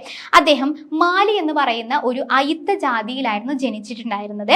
ഒരു ബ്രാഹ്മണ സുഹൃത്തിന്റെ വിവാഹത്തിനെത്തിയ അദ്ദേഹത്തിന് മറ്റുള്ള യാഥാസ്ഥിതിക ബ്രാഹ്മണരിൽ നിന്ന് ഒരു അധിക്ഷേപം ഏൽക്കേണ്ടി വന്നു. അദ്ദേഹം ഒരു മാലി എന്ന് പറയുന്ന താഴ്ന്ന ഒരു ജാതിയിലായിരുന്നു ജനിച്ചിട്ടുണ്ടായിരുന്നത്. അതുകൊണ്ട് തന്നെ തൻ്റെ ഒരു ബ്രാഹ്മണ സുഹൃത്തിന്റെ വിവാഹത്തിൽ എത്തിയ അദ്ദേഹത്തിന് ഒരുപാട് അധിക്ഷേപം നേരിടേണ്ടി വന്നു. അപ്പൊ ഇതിനാലാണ് അദ്ദേഹം ജാതി വിവേചനത്തിനെതിരെ പോരാടാൻ വേണ്ടി ശ്രമിച്ചിട്ടുണ്ടായിരുന്നത്. അപ്പൊ ഈ ഒരു കാര്യം കൊണ്ടാണ് അദ്ദേഹം ഇന്ത്യയിലെ ജാതി വിവേചനത്തിനെതിരെ പോരാടിയിട്ടുണ്ടായിരുന്നത്. അദ്ദേഹത്തിന്റെ പ്രധാനപ്പെട്ട ഒബ്ജക്റ്റീവ്സുകൾ എന്ന് പറയുന്നത്, അദ്ദേഹം ജാതി വിവേചനത്തിനെതിരെ പോരാടി, അതുപോലെ തന്നെ ബ്രാഹ്മണ മേധാവിത്വത്തിനെതിരെയും പോരാടിയിട്ടുണ്ടായിരുന്നു. ബ്രാഹ്മണേതര സമുദായങ്ങളുടെ ആത്മാഭിമാനം ഉയർത്താൻ വേണ്ടിയിട്ടാണ് അദ്ദേഹം സത്യശോധക് സമാജം എന്നറിയപ്പെടുന്ന ഒരു സംഘടന സ്ഥാപിച്ചിട്ടുണ്ടായിരുന്നത്. അതുപോലെ തന്നെ അദ്ദേഹം വിധവ പുനർവിവാഹത്തെ അദ്ദേഹം പിന്തുണച്ചിട്ടുണ്ടായിരുന്നു. അതുപോലെ ശൈശവ വിവാഹത്തെ അദ്ദേഹം എതിർത്തിട്ടുണ്ടായിരുന്നു. സ്ത്രീകളുടെ സാമൂഹിക പദവി ഉയർത്താനുള്ള പ്രവർത്തനങ്ങൾ അദ്ദേഹം നടത്തിയിട്ടുണ്ടായിരുന്നു. സ്ത്രീ പുരുഷ സമത്വത്തിന് വേണ്ടി അദ്ദേഹം അഭ്യർത്ഥിച്ചിട്ടുണ്ടായിരുന്നു. വിധവ പുനർവിവാഹത്തിന് ആവശ്യമായിട്ടുള്ള നടപടിക്രമങ്ങളും അദ്ദേഹം കൊണ്ടുവന്നിട്ടുണ്ടായിരുന്നു. ഇതൊക്കെയായിരുന്നു അദ്ദേഹത്തിന്റെ മെയിൻ ഒബ്ജക്റ്റീവ്സ് ആയിട്ട് നമുക്ക് കാണാൻ കഴിയുന്നത്. ജാതി വിവേചനത്തിനെതിരെ പോരാടി, ബ്രാഹ്മണ മേധാവിത്വത്തിനെതിരെ പോരാടി, അതുപോലെ തന്നെ ബ്രാഹ്മണേതര സമുദായങ്ങളുടെ ഈ ഒരു താഴ്ന്ന ജാതിക്കാരുടെ ആത്മാഭിമാനം വളർത്താൻ ആവശ്യമായിട്ടുള്ള സഹായങ്ങളൊക്കെ അദ്ദേഹം ചെയ്തിട്ടുണ്ടായിരുന്നു. ശൈശവ വിവാഹത്തെ എതിർത്ത്, അതുപോലെ തന്നെ വിധവ പുനർവിവാഹത്തിന് വേണ്ടിയിട്ട് അദ്ദേഹം ശ്രമിച്ചിട്ടുണ്ടായിരുന്നു. അടുത്തതാണ് ശ്രീനാരായണ ഗുരുവിനെ കുറിച്ച് കൂടുതലായിട്ട് നിങ്ങൾക്കൊക്കെ അറിയാൻ കഴിയും അല്ലേ. കേരള നവോത്ഥാനത്തിന്റെ പിതാവാണ് ശ്രീനാരായണ ഗുരു. 1854 തിരുവനന്തപുരം ജില്ലയിലെ ചെമ്പഴന്തി ഗ്രാമത്തിലെ ഒരു സാധാരണ കുടുംബത്തിലാണ് അദ്ദേഹം ജനിച്ചിട്ടുണ്ടായിരുന്നത്. അപ്പൊ അദ്ദേഹത്തിന്റെ പ്രധാനപ്പെട്ട ഒബ്ജക്റ്റീവ്സുകൾ എന്തൊക്കെയായിരുന്നു? അദ്ദേഹം സവർണ മേധാവിത്വത്തിനെതിരെ, അതുപോലെ തന്നെ ജാതി വ്യവസ്ഥയ്ക്കെതിരെയായിരുന്നു പോരാടിയിട്ടുണ്ടായിരുന്നത്. ഹിന്ദുക്കൾക്കിടയിലെ, പ്രത്യേകിച്ചും ഈഴവർക്കിടയിലെ അനാചാരങ്ങളെ ഇല്ലാതാക്കാൻ വേണ്ടിയിട്ടായിരുന്നു അദ്ദേഹം ശ്രമിച്ചിട്ടുണ്ടായിരുന്നത്. അദ്ദേഹം ഒരുപാട് ക്ഷേത്ര പ്രതിഷ്ഠകൾ നടത്തിയിട്ടുണ്ട്. ഓരോ ക്ഷേത്രങ്ങളും ഒരു സാംസ്കാരിക കേന്ദ്രങ്ങളായിട്ട് പ്രവർത്തിക്കണം എന്നാണ് അദ്ദേഹം ഉദ്ദേശിച്ചിട്ടുണ്ടായിരുന്നത്. അപ്പൊ അദ്ദേഹം കേരള നവോത്ഥാനത്തിന്റെ പിതാവാണ്. ഓരോ ക്ഷേത്രങ്ങളെയും സാംസ്കാരിക പ്രവർത്തനങ്ങളുടെ കേന്ദ്രമായിട്ട് മാറ്റാനാണ് അദ്ദേഹം ഉദ്ദേശിച്ചിട്ടുണ്ടായിരുന്നത്. അതുപോലെ തന്നെ ക്ഷേത്രങ്ങളോട് ചേർന്നിട്ട് അദ്ദേഹം ഒരുപാട് വിദ്യാലയങ്ങളും പണിപ്പുരകളൊക്കെ നിർമ്മിച്ചിട്ടുണ്ടായിരുന്നു. അപ്പൊ അദ്ദേഹത്തിന്റെ പ്രധാനപ്പെട്ട കോട്ടിംഗ് ആണ് one caste one religion one god for mankind. ഇത് നിങ്ങൾ കേട്ടിട്ടുണ്ടാവും. എന്താണ്? ഒരു ജാതി, ഒരു മതം, ഒരു ദൈവം, മനുഷ്യന്. അതുപോലെ മതം ഏതായാലും മനുഷ്യൻ നന്നായാലും മതി. ഇങ്ങനെ തുടങ്ങിയിട്ടുള്ള ഒരുപാട് കോട്ടിങ്സ് അദ്ദേഹം പറഞ്ഞിട്ടുണ്ട്. മാനവ മൈത്രിയുടെയും നന്മയൊക്കെ അടിവരയിടുന്ന കോട്ടിങ്സ് ആണ് ഇതെന്ന് പറയുന്നത്. അപ്പൊ അദ്ദേഹത്തിന്റെ പ്രധാനപ്പെട്ട ഒബ്ജക്റ്റീവ്സ് ആയിട്ട് നമുക്ക് പറയാൻ കഴിയുന്നത് സവർണ്ണ മേധാവിത്വത്തിനെതിരെ അദ്ദേഹം പോരാടി, ജാതി വ്യവസ്ഥയ്ക്കെതിരെ പോരാടി, അതുപോലെ തന്നെ ഹിന്ദുക്കൾക്കിടയിൽ പ്രത്യേകിച്ച് ഈഴവർക്കിടയിൽ ഉണ്ടായിരുന്ന അനാചാരങ്ങളെ അദ്ദേഹം ഇല്ലാതാക്കാൻ വേണ്ടി ശ്രമിച്ചിട്ടുണ്ടായിരുന്നു. അതുപോലെ വിദ്യാഭ്യാസത്തെ അദ്ദേഹം പ്രോത്സാഹിപ്പിച്ചിട്ടുണ്ടായിരുന്നു. അടിച്ചമർത്തപ്പെട്ടവരുടെ സാമ്പത്തിക ഉന്നമനത്തിന് വേണ്ടി അദ്ദേഹം പ്രവർത്തിച്ചു. മദ്യവർജനത്തിനെതിരെയും അദ്ദേഹം നിലകൊണ്ടിട്ടുണ്ടായിരുന്നു. മദ്യവർജനത്തിന് വേണ്ടി അദ്ദേഹം ചെയ്തിട്ടുണ്ടായിരുന്നു, നിലകൊണ്ടിട്ടുണ്ടായിരുന്നു. മദ്യത്തെ ഇല്ലാതാക്കാൻ വേണ്ടി, അതിനെ വർജിക്കാൻ വേണ്ടിയിട്ട് അദ്ദേഹം നിലകൊണ്ടിട്ടുണ്ടായിരുന്നു. Next, how did world war first impact the Indian nationalist movement and what was the significance of the Lucknow pact? Next നമ്മൾ നോക്കുന്നത് വേൾഡ് വാർ ഫസ്റ്റ്, അതായത് ഒന്നാം ലോക മഹായുദ്ധം. നമ്മൾ പറഞ്ഞു, ഒന്നാം ലോക മഹായുദ്ധത്തോടു കൂടി എന്താണ് സംഭവിച്ചത്? ബ്രിട്ടീഷുകാരുടെ സൈനിക ശക്തി കുറഞ്ഞു തുടങ്ങി. അങ്ങനെ ഈ ഒരു സമയത്ത് ദേശീയ പ്രസ്ഥാനം അതിൻ്റെ ഒരു ഉന്നതിയിൽ എത്താൻ തുടങ്ങി. ഈ ഒരു സമയത്ത് ഉണ്ടായിട്ടുണ്ടായിരുന്നു ലക്നൗ പാക്ട്, അല്ലെ? ലക്നൗ പാക്ടിന്റെ പ്രധാനപ്പെട്ട സിഗ്നിഫിക്കൻസ് എന്തൊക്കെയാണ്? അപ്പോൾ ഒന്നാം ലോക മഹായുദ്ധം ഇന്ത്യയുടെ സ്വാതന്ത്ര്യ സമരത്തെ കൂടുതൽ ശക്തിപ്പെടുത്തുകയാണ് ചെയ്തിട്ടുണ്ടായിരുന്നത്. ഈ ഒരു സമയത്ത് ഒരുപാട് വിപ്ലവ പ്രവർത്തനങ്ങൾ ഉണ്ടായിട്ടുണ്ടായിരുന്നു. ചില നേതാക്കന്മാരെന്തായിരുന്നു മറ്റുള്ള പ്രദേശങ്ങളിൽ നിന്ന്, പ്രധാനമായിട്ടും ജർമ്മനി, തുർക്കി തുടങ്ങിയിട്ടുള്ള പ്രദേശങ്ങളിൽ നിന്നൊക്കെ എന്ത് ചെയ്തു? അവര് സഹായം അഭ്യർത്ഥിച്ചിട്ടുണ്ടായിരുന്നു. അവിടെ നിന്നൊക്കെ സഹായം അവർക്ക് കിട്ടാൻ തുടങ്ങി. അതുപോലെ ലക്നൗ പാക്ടിന്റെ ഭാഗമായിട്ട്, ലക്നൗ പാക്ട് എന്ന് പറയുന്നത് ഈ ഒരു പാക്ടിന്റെ ഭാഗമായിട്ട് കോൺഗ്രസിലെ മിതവാദികളും തീവ്രവാദികളും വീണ്ടും യോജിക്കുകയുണ്ടായി. കൂടാതെ കോൺഗ്രസും മുസ്ലിം ലീഗും അവരുടെ അഭിപ്രായ ഭിന്നതകൾ മാറ്റിവെച്ചുകൊണ്ട് ഒരുമിച്ച് പ്രവർത്തിക്കാനും തുടങ്ങി. അതാണ് ലക്നൗ പാക്ടിന്റെ പ്രധാനപ്പെട്ട സിഗ്നിഫിക്കൻസ് ആയിട്ട് നമുക്ക് കാണാൻ കഴിയുന്നത്. 1916 ഈ ഒരു ലക്നൗ പാക്ട്. ഇതിന്റെ പ്രധാനപ്പെട്ട സിഗ്നിഫിക്കൻസ് ആയിട്ട് നമുക്ക് കാണാൻ കഴിയുന്നത് എന്താണ്? ഈ ഒരു മോഡറേറ്റ്സുകൾ, എക്സ്ട്രീമിസ്റ്റുകളും എന്ത് ചെയ്തു? റീയൂണൈറ്റ് ചെയ്തു. കോൺഗ്രസിനുള്ളിൽ തന്നെ ഉണ്ടായിരുന്ന മിതവാദികൾ, തീവ്രവാദികൾ വീണ്ടും റീയൂണൈറ്റ് ചെയ്തു. അതുപോലെ കോൺഗ്രസും മുസ്ലിം ലീഗും അവരുടെ അഭിപ്രായ ഭിന്നതകൾ മാറ്റിവെച്ചുകൊണ്ട് ഒരുമിച്ച് പ്രവർത്തിക്കാൻ തുടങ്ങി. ഈ ലക്നൗ പാക്ടിലെ പ്രധാനപ്പെട്ട സ്റ്റെപ്സുകൾ എന്തൊക്കെയായിരുന്നു? അത് നമുക്ക് നോക്കാം. ഹിന്ദു മുസ്ലിം സംഘർഷങ്ങൾ അവരവിടെ എന്ത് ചെയ്തു? റിസോൾവ് ചെയ്തു, അത് പരിഹരിച്ചു. അതുപോലെ തന്നെ ഇവര് ഒരു സെൽഫ് ഗവൺമെന്റിന് വേണ്ടിയിട്ടുള്ള ആവശ്യങ്ങൾ ഉന്നയിക്കാൻ തുടങ്ങി. മുസ്ലിങ്ങൾക്ക് 1/3 സീറ്റുകളും പ്രത്യേക ഇലക്ട്രേറ്റുകളും നൽകാൻ വേണ്ടിയിട്ട് അവർ വാദിക്കേണ്ട. അപ്പോൾ ഈ ഒരു സമയത്ത് ഈ ഒരു ലക്നൗ പാക്ടിന്റെ ഫലമായിട്ടാണ് മുസ്ലിങ്ങൾക്ക് 1/3 സീറ്റ്സ്, അതുപോലെ തന്നെ സെപ്പറേറ്റ് ഇലക്ട്രേറ്റ്സുകളൊക്കെ കിട്ടിയിട്ടുണ്ടായിരുന്നത്. അപ്പോൾ ഈ ഒരു ലക്നൗ പാക്ടിന്റെ പ്രധാനപ്പെട്ട സിഗ്നിഫിക്കൻസ് ആയിട്ട് നമുക്ക് പറയാൻ കഴിയുന്നത് മോഡറേറ്റുകളും എക്സ്ട്രീമിസ്റ്റുകളും റീയൂണൈറ്റ് ചെയ്യുകയും അതുപോലെ തന്നെ കോൺഗ്രസും മുസ്ലിം ലീഗും ഒരുമിച്ച് ചേർന്ന് പ്രവർത്തിക്കുകയും ചെയ്തത് തന്നെയാണ്. ഈ ഒരു ഐക്യത്തിന്റെ ഫലമായിട്ട് ഭാവി പ്രസ്ഥാനങ്ങൾക്ക് കൂടുതൽ കളം ഒരുങ്ങുകയാണ് ചെയ്തിട്ടുണ്ടായിരുന്നത്. അപ്പോൾ ഭാവിയിൽ ഒരുപാട് ഇത്തരത്തിലുള്ള പ്രസ്ഥാനങ്ങൾ ഉയർന്നു വരാൻ കാരണമായി. കൂടുതൽ ദേശീയ പ്രസ്ഥാനങ്ങളുടെ ഉയർച്ചയ്ക്ക് ഇത് വഴിവെക്കുകയും ചെയ്തു. നെക്സ്റ്റ് ആണ്, what were the main objectives and contributions of the home rule movement led by Tilak and Annie Besant? ഇപ്പൊ തിലകും ആനി ബസന്റും ആയിരുന്നു ഹോം റൂൾ മൂവ്മെന്റ് നയിച്ചിട്ടുണ്ടായിരുന്നു, അല്ലെ? എന്തായിരുന്നു ഇതിന്റെ പ്രധാനപ്പെട്ട ഒബ്ജക്റ്റീവ്സ്? അതുപോലെ എന്തൊക്കെയായിരുന്നു ഇതിന്റെ പ്രധാനപ്പെട്ട കോൺട്രിബ്യൂഷൻസ്? അപ്പോൾ ഈ ഒരു ഹോം റൂൾ മൂവ്മെന്റ് പ്രധാനമായിട്ട് അതിന്റെ ഒബ്ജക്റ്റീവ് എന്ന് പറയുന്നത് ഹോം റൂൾ തന്നെയായിരുന്നു. അവർക്ക് എന്ത് വേണം? അവർക്ക് ഒരു സ്വയം ഭരണം വേണം എന്നായിരുന്നു അവർ ആവശ്യപ്പെട്ടിട്ടുണ്ടായിരുന്നത്. അപ്പോൾ ഇത് 1916 ഈ ഒരു ഹോം റൂൾ ലീഗ് സ്ഥാപിച്ചിട്ടുണ്ടായിരുന്നത്. പ്രധാനമായിട്ടും പൊളിറ്റിക്കൽ എഡ്യൂക്കേഷനും അതുപോലെ യൂണിറ്റിയും പ്രൊമോട്ട് ചെയ്യാൻ വേണ്ടിയിട്ടായിരുന്നു ഇത് കൊണ്ടുവന്നിട്ടുണ്ടായിരുന്നത്. അതുകൂടാതെ ഇന്ത്യക്കാർക്ക് കൂടുതൽ റെപ്രസെന്റേഷൻസ് വേണമെന്നും ഇത് ആവശ്യപ്പെടുകയുണ്ടായി. അപ്പൊ ഇതൊക്കെയായിരുന്നു ഇതിന്റെ പ്രധാനപ്പെട്ട ആവശ്യങ്ങൾ എന്ന് പറയുന്നത്. വിപ്ലവ പ്രവർത്തനങ്ങൾ അവരെന്ത് ചെയ്തിട്ടുണ്ടായിരുന്നു? അവര് 1916 ഹോം റൂൾ സ്ഥാപിച്ചിട്ടുണ്ടായിരുന്നത്. രാഷ്ട്രീയ വിദ്യാഭ്യാസവും ഐക്യത്തെയൊക്കെയായിരുന്നു ഇവർ പ്രോത്സാഹിപ്പിച്ചിട്ടുണ്ടായിരുന്നത്. കൂടുതൽ ഇന്ത്യൻ പ്രാതിനിധ്യത്തെ ഇവർ തേടുകയുണ്ടായി. ഇപ്പൊ രാഷ്ട്രീയ പ്രവർത്തനം അവർ പുനരുജ്ജീവിപ്പിച്ചത് ഈ ഒരു ഹോം റൂൾ മൂവ്മെന്റിന്റെ ഭാഗമായിട്ടാണ്. അപ്പൊ ഇത് എന്ത് ചെയ്തു? 1917 മൊണ്ടേഗു ഡിക്ലറേഷന്റെ ഫലമായിട്ട് കൂടുതൽ സെൽഫ് ഗവൺമെന്റ് കൊണ്ടുവരാൻ ഇതൊക്കെ കാരണമായി. അപ്പൊ ഇതിന്റെ ഫലമായിട്ട് ഈ ഒരു ഹോം റൂൾ മൂവ്മെന്റിന്റെ പല കാര്യങ്ങളുടെയും ഫലമായിട്ടാണ് 1917 മൊണ്ടേഗു ഡിക്ലറേഷന്റെ ഫലമായിട്ട് സെൽഫ് ഗവൺമെന്റ് പോലുള്ള കാര്യങ്ങൾ കൊണ്ടുവരപ്പെടുന്നത്. അതാണ് ഇതിന്റെ പ്രധാനപ്പെട്ട കോൺട്രിബ്യൂഷൻ ആയിട്ട് നമുക്ക് കാണാൻ കഴിയുന്നത്. അതുപോലെ തന്നെ കോൺഗ്രസ്, മുസ്ലിം ലീഗ് പോലുള്ള ഗ്രൂപ്പ്സുകൾ എന്ത് ചെയ്തു, അവർ ഒരുമിച്ച് നിന്നുകൊണ്ട് ദേശീയമായിട്ടുള്ള ഒരു നാഷണൽ അവയർനെസ് ഉണ്ടാക്കിയെടുക്കുകയും നമുക്ക് ഒരു നാഷണൽ മൂവ്മെന്റിന് വേണ്ടിയിട്ട് ശ്രമിക്കുകയും ചെയ്തിട്ടുണ്ടായിരുന്നു. അതൊക്കെ അതിന്റെ പ്രധാനപ്പെട്ട കോൺട്രിബ്യൂഷൻസ് ആയിട്ട് നമുക്ക് പറയാൻ കഴിയും. നെക്സ്റ്റ് ആണ് what were the Rowlatt act and the Rowlatt satyagraha and how did the Jallianwala വാലാബാഗ് massacre impact the Indian national movement. അപ്പൊ എന്താണ് റൗലറ്റ് ആക്ട്, അതുപോലെ റൗലറ്റ് സത്യാഗ്രഹം എന്താണ്, ജാലിയൻ വാലാബാഗ് മസാക്കർ എന്തായിരുന്നു, ഇതൊക്കെ എന്തായിരുന്നു എന്നാണ് നമ്മൾ ഇന്ന് ഡിസ്കസ് ചെയ്യുന്നത്. എന്താണ് റൗലറ്റ് ആക്ട് എന്ന് പറയുന്നത്? റൗലറ്റ് ആക്ട് എന്ന് പറയുന്നത് പ്രധാനമായിട്ടും നമുക്കറിയാം, റൗലറ്റ് ആക്ട് എന്ന് പറയുന്നത് എന്താണ്, റൗലറ്റ് നിയമങ്ങൾ അത് ഇന്ത്യയിൽ കൊണ്ടുവന്നിട്ടുണ്ടായിരുന്ന ഒരു കൂട്ടം നിയമങ്ങളായിരുന്നു റൗലറ്റ് നിയമങ്ങൾ. അപ്പോൾ റൗലറ്റ് നിയമങ്ങൾ ഇന്ത്യയിൽ നിലനിന്നിട്ടുണ്ടായിരുന്ന വിപ്ലവ പ്രവർത്തനങ്ങളെ പറ്റി അന്വേഷിക്കാനും അതുപോലെ തന്നെ നടപടികൾ നിർദ്ദേശിക്കാനും വേണ്ടിയിട്ട് ജസ്റ്റിസ് സിഡ്നി റൗലറ്റിന്റെ നേതൃത്വത്തിൽ അവർ കൊണ്ടുവന്നിട്ടുണ്ടായിരുന്ന ഒരു കമ്മിറ്റിയെ നിയോഗിച്ചു. അപ്പോൾ ഇതിന്റെ ഫലമായിട്ട് ഇവരുടെ ശുപാർശയെ അടിസ്ഥാനമാക്കിയിട്ട് ഇന്ത്യയിൽ കൊണ്ടുവന്നിട്ടുണ്ടായിരുന്ന നിയമങ്ങളായിരുന്നു റൗലറ്റ് നിയമങ്ങൾ. ഈ ഒരു നിയമത്തിന്റെ ഫലമായിട്ട് 3 ഹൈക്കോടതി ജഡ്ജിമാരടങ്ങിയിട്ടുള്ള ഒരു പ്രത്യേക കോടതി അവർ സ്ഥാപിച്ചു. ഈ ഒരു കോടതി കുറ്റകൃത്യങ്ങൾ അതിവേഗത്തിൽ വിചാരണ ചെയ്യുമെന്ന് ഈ ഒരു നിയമം വ്യവസ്ഥ ചെയ്തു. കൂടാതെ ഈ ഒരു കോടതിയിൽ നിന്ന് ആർക്കും എന്ത് ചെയ്യാൻ കഴിഞ്ഞിട്ടുണ്ടായിരുന്നില്ല, അപ്പീൽ കിട്ടിയിട്ടുണ്ടായിരുന്നില്ല. അതുപോലെ ഏതൊരു സ്ഥലവും അവർക്ക് യാതൊരു തരത്തിലുള്ള അപ്പീലുമില്ലാതെ സന്ദർശിക്കാനും അതുപോലെ തന്നെ പരിശോധിക്കാനും സംശയമുള്ള വ്യക്തിയെ വാറന്റ് കൂടാതെ അറസ്റ്റ് ചെയ്യാനുമുള്ള അധികാരം ഈ ഒരു നിയമപ്രകാരം കിട്ടിയിട്ടുണ്ടായിരുന്നു. അപ്പൊ ഈ ഒരു നിയമത്തിനെതിരെ ഒരുപാട് പ്രക്ഷോഭങ്ങൾ ഉയരാൻ തുടങ്ങി.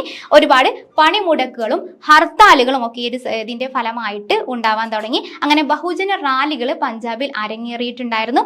ഡോക്ടർ സത്യപാൽ അതുപോലെ ഡോക്ടർ സൈഫുദ്ദീൻ കിച്ലു പോലുള്ള ദേശീയ നേതാക്കന്മാരായിരുന്നു ഇതിന് പ്രധാനമായിട്ടും നേതൃത്വം കൊടുത്തിട്ടുണ്ടായിരുന്നത്. പക്ഷേ അവര് അറസ്റ്റ് ചെയ്യപ്പെടുകയാണ് ഉണ്ടായത്. അപ്പൊ നമ്മൾ റൗലറ്റ് ആക്ടിനെ കുറിച്ചിട്ടാണ് പറഞ്ഞത്. റൗലറ്റ് ആക്ട് എന്ന് പറഞ്ഞാൽ എന്താണ്? റൗലറ്റ് ആക്ട് എന്ന് പറയുന്നത് എന്താണ്? ഇന്ത്യയിൽ നിലനിന്നിരുന്ന വിപ്ലവ പ്രസ്ഥാനങ്ങളെ പറ്റിയിട്ട് അന്വേഷിക്കാൻ വേണ്ടിയിട്ട് നടപടികൾ നിർദ്ദേശിക്കാനൊക്കെ വേണ്ടിയിട്ട് ജസ്റ്റിസ് സിഡ്നി റൗലറ്റിന്റെ നേതൃത്വത്തിൽ ഗവൺമെന്റ് നിയമിച്ചിട്ടുള്ള കമ്മിറ്റിയായിരുന്നു. ഈ ഒരു കമ്മിറ്റിയുടെ ശുപാർശ പ്രകാരം കൊണ്ടുവന്നിട്ടുള്ള നിയമങ്ങളായിരുന്നു ഈ ഒരു റൗലറ്റ് നിയമങ്ങൾ എന്ന് പറയുന്നത്. അപ്പോൾ ഈ ഒരു റൗലറ്റ് നിയമപ്രകാരം 3 ഹൈക്കോടതി ജഡ്ജിമാരെ അവർ നിയമിച്ചിട്ടുണ്ടായിരുന്നു. ഈ ഒരു ജഡ്ജിമാരുടെ കീഴിലുണ്ടായിരുന്ന പ്രത്യേക കോടതി കുറ്റകൃത്യങ്ങൾ അതിവേഗത്തിൽ വിചാരണ ചെയ്തിട്ടുണ്ടായിരുന്നു. ഈ ഒരു നിയമം ഇതിന് വ്യവസ്ഥ ചെയ്തിട്ടുണ്ടായിരുന്നു. അപ്പോൾ ഈ ഒരു കോടതിയിൽ നിന്ന് അവർക്ക് അപ്പീൽ കിട്ടിയിട്ടുണ്ടായിരുന്നില്ല. കൂടാതെ ഏതൊരു സ്ഥലവും പരിശോധിക്കാനും സംശയമുള്ള ഏതൊരു വ്യക്തിയെയും വാറന്റ് കൂടാതെ അറസ്റ്റ് ചെയ്യാനുമുള്ള അധികാരം ഈ ഒരു നിയമപ്രകാരം അവർക്ക് കിട്ടി. പക്ഷേ ഇതിനെതിരെ എന്ത് ചെയ്തു? ഒരുപാട് പ്രക്ഷോഭങ്ങളും പ്രതിഷേധങ്ങളും ഉയർന്നു. അപ്പോൾ പഞ്ചാബിൽ ബഹുജന റാലികൾ അരങ്ങേറിയിട്ടുണ്ടായിരുന്നു. ഇതിലെ പ്രധാനപ്പെട്ട നേതാക്കന്മാരായിരുന്നു doctor Satyapal and doctor Saifuddin Kitchlew ആയിരുന്നു. ഇവരെ പോലീസ് അറസ്റ്റ് ചെയ്യുകയുണ്ടായി. അപ്പോൾ ഈ ഒരു അറസ്റ്റിനെ പിന്തുടർന്നുകൊണ്ട് ഒരുപാട് പ്രക്ഷോഭങ്ങൾ ഉണ്ടായി. ഇവരെ അറസ്റ്റ് ചെയ്തതോടുകൂടി എന്ത് ചെയ്തു? ഒരുപാട് പ്രക്ഷോഭങ്ങൾ ആരംഭിച്ചിട്ടുണ്ടായിരുന്നു. അങ്ങനെ ഒരുപാട് പ്രക്ഷോഭങ്ങൾ ഇതിനെ തുടർന്ന് വന്നു. അപ്പൊ ഗാന്ധിജി എന്ത് ചെയ്തു? ഈ ഒരു റൗലറ്റ് നിയമത്തിനെതിരെ പ്രചരണം നടത്തുന്നതിന് വേണ്ടിയിട്ട് ഒരു സത്യാഗ്രഹ സഭ ഗാന്ധിജിയുടെ നേതൃത്വത്തിൽ നിലവിൽ വന്നു.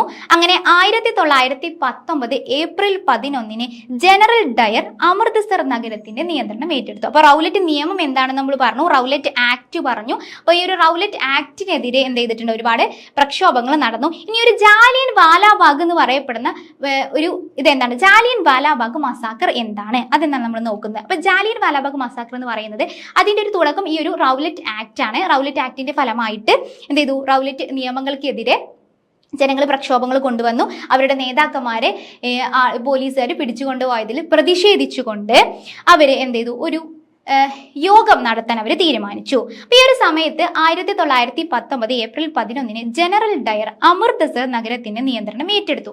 അദ്ദേഹം അവിടെ പട്ടാള നിയമം ഏർപ്പെടുത്തുകയും ചെയ്തു. അപ്പൊ സെക്ഷൻ 144 പ്രകാരം എല്ലാ യോഗങ്ങളും പ്രകടനങ്ങളും അദ്ദേഹം നിരോധിച്ചു. പക്ഷേ ഈ ഒരു നിരോധന ഉത്തരവ് ജനങ്ങളിലേക്ക് എത്തിക്കാൻ ആവശ്യമായിട്ടുള്ള യാതൊരു നടപടികളും അദ്ദേഹം സ്വീകരിച്ചില്ല. അപ്പൊ ഈ ഒരു കാര്യങ്ങളൊന്നും അറിയാത്ത ജനങ്ങൾ എന്ത് ചെയ്തു?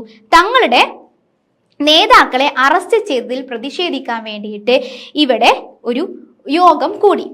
അങ്ങനെ 1919 ഏപ്രിൽ 13 ഒരു ജനക്കൂട്ടം അമൃത്സറിലെ ജാലിയൻ വാലാബാഗിൽ ഒരു യോഗം ചേർന്നത്.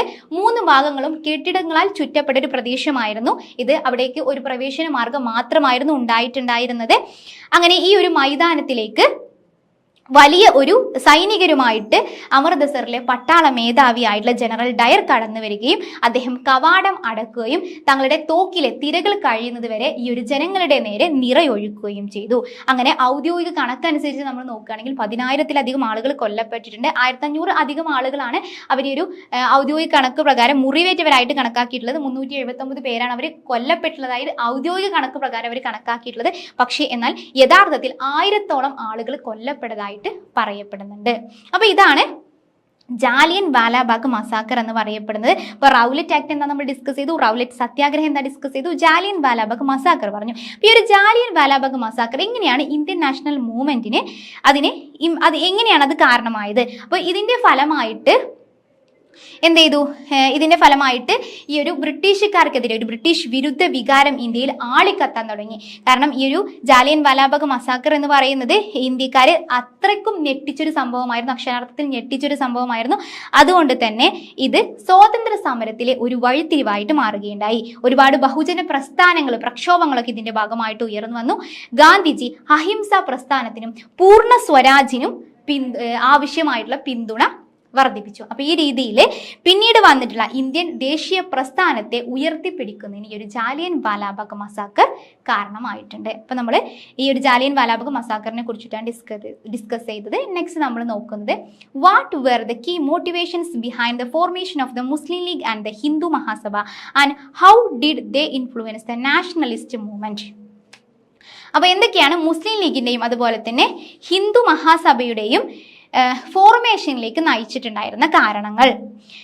ഇതെങ്ങനെയാണ് ഇന്ത്യൻ നാഷണൽ മൂവ്മെന്റിനെ ഇൻഫ്ലുവൻസ് ചെയ്തിട്ടുണ്ടായിരുന്നത്? അപ്പൊ ഈ ഒരു ഓൾ ഇന്ത്യ മുസ്ലിം ലീഗ് എന്നാ സ്ഥാപിച്ചിട്ടുണ്ടായിരുന്നത് 1906 സ്ഥാപിച്ചിട്ടുണ്ടായിരുന്നത്. എന്തായിരുന്നു അതിന്റെ പ്രധാനപ്പെട്ട കാരണങ്ങൾ എന്ന് പറയുന്നത്? മുസ്ലിങ്ങൾക്കിടയിലെ വിഭാഗീയ ചിന്തയായിരുന്നു ഇതിന്റെ പ്രധാനപ്പെട്ട കാരണം എന്ന് പറയുന്നത്. അതുപോലെ തന്നെ ബ്രിട്ടീഷുകാരുടെ ഭിന്നിപ്പിച്ചു ഭരിക്കൽ നയവും ഇതിന്റെ പ്രധാനപ്പെട്ട ഒരു കാരണമായിട്ട് നമുക്ക് പറയാം. അതുപോലെ വിദ്യാഭ്യാസ, വാണിജ്യ, വ്യാവസായിക രംഗങ്ങളിൽ ഉണ്ടായിരുന്ന ഈ ഒരു മുസ്ലിങ്ങൾക്ക് നേരിടേണ്ടി വന്നിട്ടുള്ള പിന്നോക്കാവസ്ഥയും മുസ്ലിം ലീഗ് എന്ന് പറയപ്പെടുന്ന ഒരു പ്രത്യേക സംഘടനയുടെ രൂപീകരണത്തിലേക്ക് നയിച്ചിട്ടുണ്ട്. അപ്പോൾ പിന്നീട് അവരെന്ത് ചെയ്തു? ഒരു മുസ്ലിം ലീഗ്, ഒരു മുസ്ലിം രാഷ്ട്രം എന്നൊരു ആവശ്യത്തിലേക്ക് നയിക്കപ്പെടുകയുണ്ടായി. അപ്പോൾ മുസ്ലിം ലീഗ് 1906 സ്ഥാപിച്ചിട്ടുണ്ടായിരുന്നത്. ഇതിന് പ്രധാനപ്പെട്ട കാരണം എന്ന് പറയുന്നത് മുസ്ലിങ്ങൾക്ക് വേണ്ടിയുള്ള ഒരു പ്രത്യേക ഒരു പൊളിറ്റിക്കൽ ഇൻട്രസ്റ്റിന് വേണ്ടി, അതുപോലെ തന്നെ മുസ്ലിങ്ങൾക്കിടയിൽ ഉണ്ടായിരുന്ന വിഭാഗീയ ചിന്തകളെ ബ്രിട്ടീഷുകാരുടെ ഭിന്നിപ്പിച്ചു ഭരിക്കൽ നയം, അതുപോലെ വിദ്യാഭ്യാസ, വാണിജ്യ മേഖലകളിലൊക്കെ അവർക്ക് നേരിടേണ്ടി വന്നിട്ടുള്ള പിന്നോക്കാവസ്ഥ തുടങ്ങിയിട്ടുള്ള കാര്യങ്ങളൊക്കെയാണ്. അങ്ങനെ അവർ 1906 ഒരു പ്രത്യേക സംഘടന രൂപീകരിച്ചിട്ടുണ്ടായി. അങ്ങനെ 1915 ഹിന്ദു മഹാസഭ രൂപം കൊള്ളുന്നത്. ഈ ഒരു മുസ്ലിം ലീഗ് സ്ഥാപിച്ച 1906 അവരെന്ത് ചെയ്തിട്ടുണ്ടായിരുന്നു? പാകിസ്ഥാൻ എന്ന് പറയപ്പെടുന്ന ഒരു പ്രത്യേക രാഷ്ട്രത്തിന് വേണ്ടി പിന്നീട് വാദിച്ചിട്ടുണ്ടായിരുന്നു. ഈ ഒരു ഹിന്ദു മഹാസഭ 1915 അത് സ്ഥാപിച്ചിട്ടുണ്ടായിരുന്നത്. ഈ ഒരു ഹിന്ദു മഹാസഭ അത് കോൺഗ്രസിന്റെ മതേതര ദേശീയതയെ എതിർത്തുകൊണ്ടാണ് ഉയർന്നു വന്നിട്ടുണ്ടായിരുന്നത്. അവര് ഈ ഒരു ഹിന്ദു മഹാസഭ എന്ന് പറയുന്നത് 1915 സ്ഥാപിച്ചിട്ടുണ്ടായിരുന്നത്. കോൺഗ്രസിന്റെ മതേതര ദേശീയതയെ എതിർത്തുകൊണ്ട് ഉയർന്നു വന്നിട്ടുള്ളതായിരുന്നു ഈ ഒരു ഹിന്ദു മഹാസഭ എന്ന് പറയുന്നത്. ഇതിന് മുസ്ലിം വിരുദ്ധ വീക്ഷണങ്ങളായിരുന്നു ഉണ്ടായിട്ടുണ്ടായിരുന്നത്. ചില സമയങ്ങളിൽ അത് ബ്രിട്ടീഷ് ഭരണത്തെ പിന്തുണച്ചിട്ടുണ്ടായിരുന്നു. എന്നാൽ ഒരു ചെറിയ എലൈറ്റ് ഗ്രൂപ്പായിട്ട് മാത്രമാണ് ഈ ഒരു ഹിന്ദു മഹാസഭ നിലനിന്നിട്ടുണ്ടായിരുന്നത്. ഇങ്ങനെയാണ് മുസ്ലിം ലീഗും അതുപോലെ തന്നെ ഹിന്ദു മഹാസഭയും ഉയർന്നു വന്നിട്ടുണ്ടായിരുന്നത്. ഇത് ഇന്ത്യൻ നാഷണൽ മൂവ്മെന്റിനെ എങ്ങനെ സ്വാധീനിച്ചു എന്ന് ചോദിച്ചാൽ ഇവരെന്ത് ചെയ്തു? ഇരു കൂട്ടരും 2 മതവിഭാഗങ്ങളുടെ നേതൃത്വത്തിലാണ് ഉയർന്നു വന്നിട്ടുണ്ടായിരുന്നത് അല്ലെ. മുസ്ലിങ്ങൾ എന്ത് ചെയ്തു? ഒരു പ്രത്യേക രാഷ്ട്രത്തിന് വേണ്ടിയിട്ട് വാദിക്കുകയുണ്ടായി.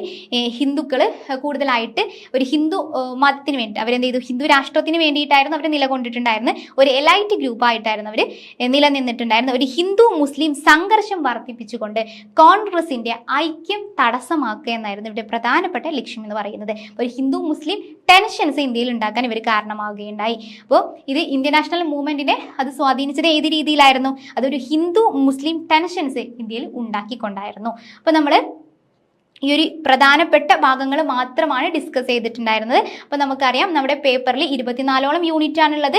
6 ബ്ലോക്സ് ആണ് നമ്മൾ പറഞ്ഞിട്ടുണ്ട്. അതിൽ 24 യൂണിറ്റ്സ് ആണ് ഉള്ളത് നമ്മൾ ഡിസ്കസ് ചെയ്തു. ഓരോ ബ്ലോക്കിലും 4 യൂണിറ്റ്സ് വീതമാണ് ഉള്ളത് നമ്മൾ പറഞ്ഞു. അപ്പോൾ നിങ്ങൾക്കറിയാം ഈ ഒരു കുറഞ്ഞ സമയം കൊണ്ട് നമുക്ക് ഒരിക്കലും പൂർണ്ണമായിട്ട് ആ ഒരു പേപ്പർ ഡിസ്കസ് ചെയ്യുക കഴിയില്ല അല്ലേ. അപ്പോൾ അതുകൊണ്ട് തന്നെ എല്ലാവരും നാളത്തെ എക്സാമിന് വേണ്ടിയിട്ട് റെഡി ആയിട്ടിരിക്കുകയാണെന്ന് ഞാൻ വിശ്വസിക്കുന്നു. അപ്പോൾ എല്ലാവർക്കും വിജയാശംസകൾ നേരുന്നു. താങ്ക്